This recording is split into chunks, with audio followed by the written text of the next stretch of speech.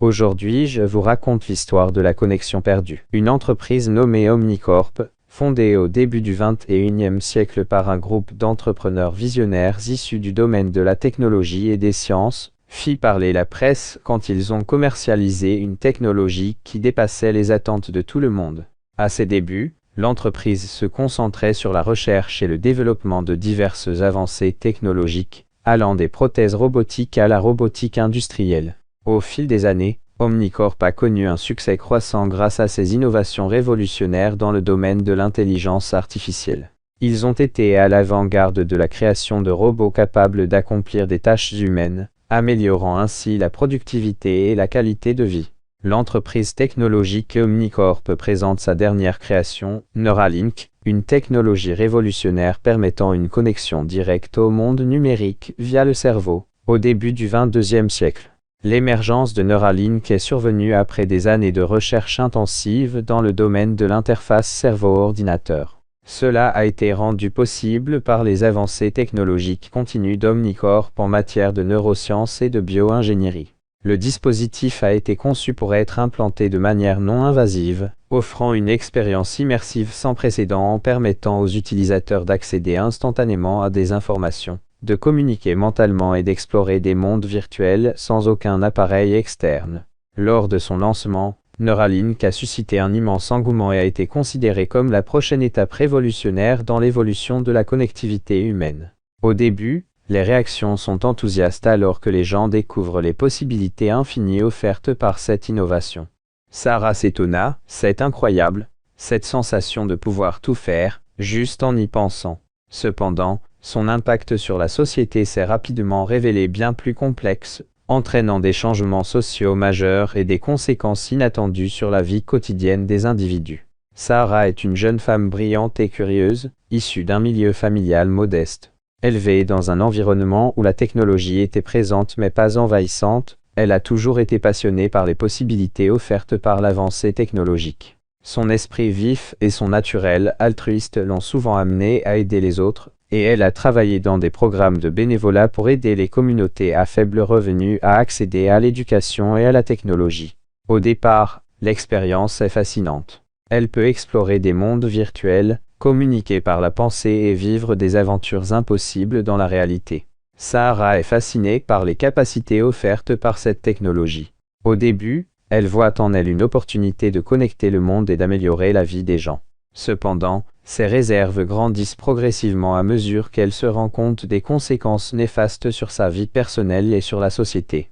Plus elle s'immerge, plus elle perd contact avec la vie réelle. Sarah commençait à douter, je me sens tellement connectée à tout, mais en même temps, je m'éloigne de tout ce qui compte réellement.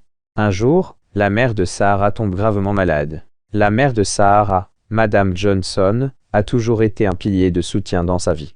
Elle était une personne aimante, douce et dévouée à sa famille. Cependant, un diagnostic médical bouleverse leur monde. Elle est atteinte d'une maladie neurodégénérative rare, qui affecte progressivement sa capacité à fonctionner de manière autonome. Au début, Sarah, immergée dans l'utilisation intensive de Neuralink, pense qu'elle pourra continuer à gérer sa relation avec sa mère tout en restant connectée en permanence au monde virtuel. Mais très vite, elle réalise que l'état de sa mère se détériore rapidement et qu'elle a besoin d'un soutien physique et émotionnel constant. Dépendante de Neuralink, Sarah se trouve incapable de se déconnecter pour être physiquement présente aux côtés de sa mère. C'est à ce moment qu'elle commence à réaliser concrètement les effets néfastes de cette technologie sur sa vie et sur la société.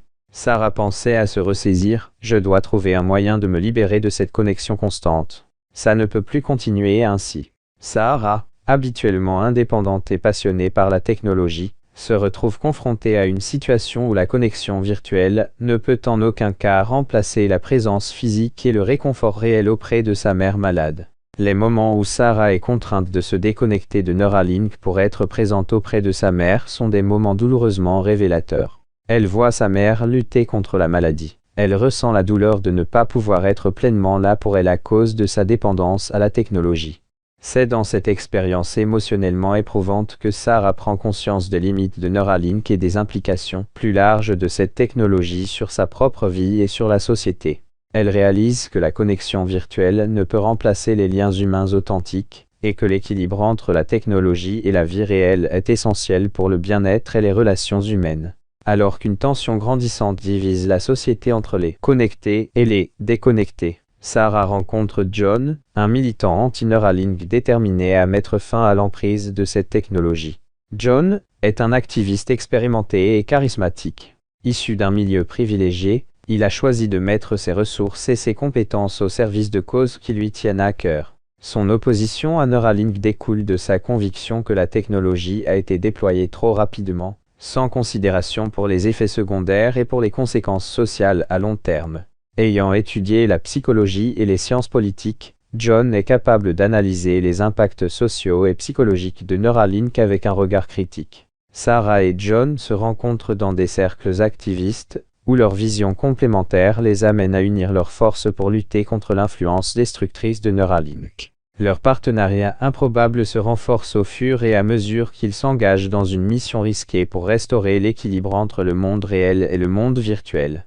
On doit agir vite. De plus en plus de gens se laissent absorber par cette technologie chaque jour, dit John. Sarah et John, aidés par un groupe de dissidents, montent un plan audacieux pour infiltrer le siège d'Omnicorp et éteindre Neuralink pour de bon.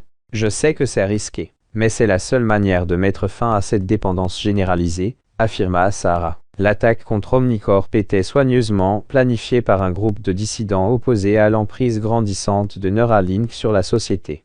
Ce groupe, composé de personnes inquiètes des conséquences sociales et éthiques de cette technologie, a élaboré un plan audacieux pour infiltrer le siège d'Omnicorp et éteindre Neuralink pour de bon. Le groupe a mené des mois de préparation, collectant des renseignements sur les systèmes de sécurité sophistiqués d'Omnicorp et étudiant les failles potentielles dans le réseau de Neuralink. John, en tant que leader du groupe, a coordonné les efforts, mettant en place une équipe avec des compétences variées, de la piraterie informatique à la manipulation physique des dispositifs de sécurité. Le jour de l'attaque, l'équipe a infiltré le siège d'Omnicorp sous une couverture soigneusement élaborée, évitant les systèmes de sécurité avancés grâce à des compétences de piratage informatique et à une connaissance approfondie des protocoles d'accès. Lors de leur infiltration, Sarah et John se retrouvent confrontés à des systèmes de sécurité sophistiqués. On doit contourner cette barrière. J'ai une idée, mais ça va demander du temps, affirma John.